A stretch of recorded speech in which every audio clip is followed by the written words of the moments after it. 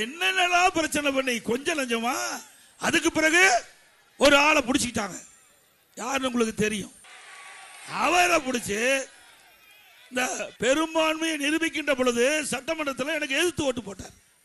என் கண் முன்னே பொன்மலை சம்பல் புரட்சி தலைவர் எம்ஜிஆருடைய ஆட்சி, அம்மாவுடைய ஆட்சி, இரவென்றும் பகலென்றும் பாராம ஊர் ஊரா ரத்தத்தை விரைவியா சிந்தி தனக்கு ஏற்பட்ட நோயை கூட பொருட்படுத்தாம அம்மா தமிழகம் முழுவதும் சுழன்று வந்து அண்ணா திமுக ஆட்சி அமைச்சாங்க.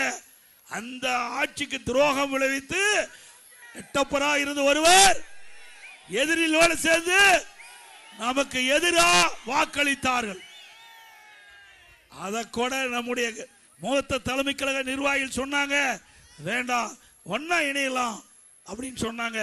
அவர்களுடைய கருத்தை கேட்டு ஒன்னா இணைத்து இயக்கத்திற்கு தலைமை பொறுப்பு கொடுத்தோம்.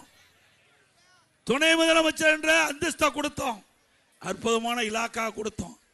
அதுக்கு பிறகு எதிரிகளோடு சேர்ந்து கூட்டு சதி செஞ்சாங்க. நாடா 2021 சட்டமன்ற பொதுத் தேர்தல வேண்டுமென்றே திட்டமிட்டு நம்முடைய ஆட்சி அமைப்பதற்கு நல்ல சூழ்நிலை இருந்தது.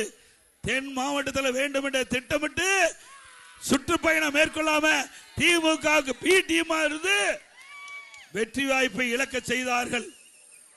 இப்படிப்பட்டவர்கள் யார் என்று அடையாளம் காட்டப்பட்டு விட்டது.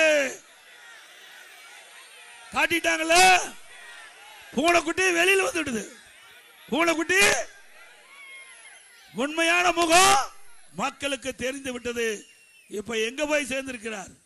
கேவலம் இல்ல.